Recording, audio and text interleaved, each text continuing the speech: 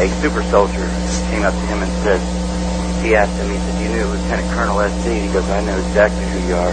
He said, "All of us do." So, you know, they can take it or leave it. It's up to them. Okay. Now, the thing that we're talking about is about a bird flu shipment of the virus coming in. Now, of course, this comes on the heels of what we knew as swine flu, bird flu, and human flu mix. And talking about that was really pumped up. It was really advertised a lot, but yet it didn't really amount to that much compared to how bad it was. And many of us were wondering why they did push that, but now we know why. One of the reasons would be is that when you go that much and you ring the bell that much, and if nothing really happens, the next time a scare comes along, the public won't pay any attention to it. Now, today, we have information from the Colonel, who has contacts in both the NSA and the CIA. And he can explain that to you, but you want to go ahead, Colonel. Yeah. Now, speak up. Speak up. I got notice this morning from a friend of mine in the National Security Agency. I won't say nobody's name, but I can tell you this.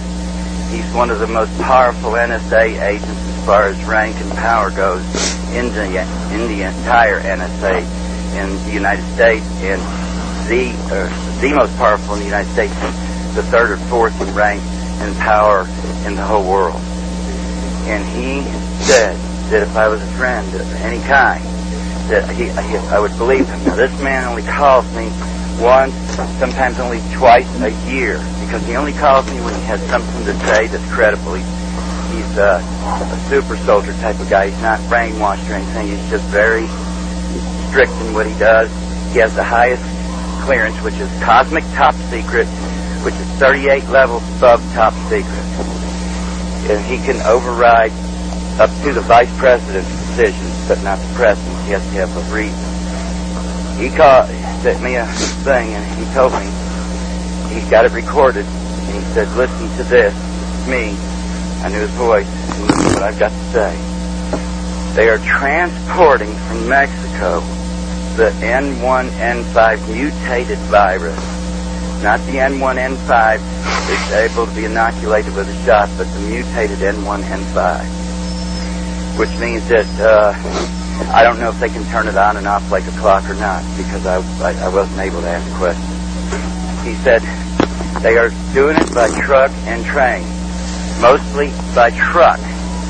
The truck, what they're doing is they are using it below zero temperatures with liquid nitrogen, and that right there tells you that it's not the inoculation. The inoculation only has to be held at 59 degrees or 55 degrees Fahrenheit, or somewhere in that neighborhood, or maybe at zero, but nothing like this. And the inoculation weighs a lot because it has to be for the whole United States. Well, a flu virus to be spilled into the air by aircraft, or however they're going to do it, doesn't weigh as much, and each one of these trucks only weighs 30,000 pounds. I said tons, but it's 30,000 pounds. They are being paid by, this is all being pushed through by FEMA. Huh? This is being pushed through by FEMA. Okay? And they're being paid by Bank of America. They're dispersing this, and the way these guys are getting paid, they get vaccinated and their family gets vaccinated for this virus. And they're taking it to an unknown destination, which wasn't told to me, so that if I were to get smacked around by anybody to pick me up and try to torture and tell me, I really couldn't tell them where it was at, so it wasn't told. I just know it's in the center of things, so I would venture to say near the Continental Divide, going northeast, west, and south. Now, I do have a map showing President Bush and Mr. Bilderberger, the head of the Bilderberger Group, and also the number one guy in the Illuminati next to the royal family, with a map behind them showing a train track going down the Continental Divide into Chicago and into Mexico, and I can't see how far in Mexico because it's cut off there, and into Indiana and joining back into Illinois like a Y and going down the same railroad track, and there's arrows pointing. Now, what that's for, I have no idea, but they were shaking hands and one was pointing to this map. So it's funny that it's just going to Mexico, and biblically I try to think this, could this be real? So the way they're being paid is they go to, they have an RFID tag, and RFID stands for radio frequency identification. And what they're doing is they go into, after they make a shipment, the RFID is then punched, in other words, coded. And they go into the back of Bank of America. They are taken straight to the back with no words said, and they are given $100,000 in cash. And this one guy, I didn't hear him, but he said some guys are making as many as 3 trips in a day. So right now, it's wherever they're making it is close. And if it's coming from Mexico, where does that say? If a man can make 3 trips in a day, it's got to be in Texas. Am I right? Yeah. It's got to be. Or, somewhere in New Mexico, somewhere where they can cross over.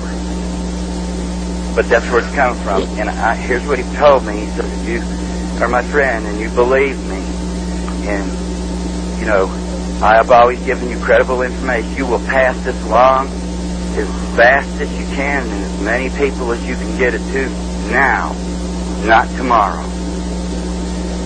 So, are they going to release it? I don't know. I haven't even... I stopped the letter right there. I haven't even finished it yet. That was bad enough. And when he said now, he put pause, the word pause there, which means go do that part now and listen to the rest in a little bit. So I don't know what the rest of it says, but the virus, I believe with 100% accuracy, I do believe this. And I'm sure that it'll hit YouTube before long. Everything hits YouTube. The CIA told me that nothing's a secret anymore, that even cosmic top secrets somehow manages to get on YouTube, sometimes within hours after it's been classified cosmic. And they don't know who does it because they say that nobody's doing it. I don't know. I have no idea. But I know that this is one of the most urgent topics in any situation I've ever been in my life, including combat. This is probably the most, if this is true, this is the most urgent thing that you have better listen to, because here's the bottom line that I know when we went in combat or we went in any situation. If you go there and it doesn't happen, that's a good day.